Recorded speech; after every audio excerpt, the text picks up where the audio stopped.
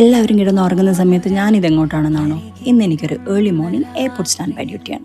Airport stand by എന്ന് വെച്ചാൽ നമ്മൾ നോർമൽ ഫ്ലൈറ്റിന് പോകുന്ന പോലെ യൂണിഫോം ഒക്കെ ഇട്ട് ബാഗ് എടുത്ത് കുറച്ച് സമയം എയർപോർട്ടിൽ ചെന്നിരിക്കണം.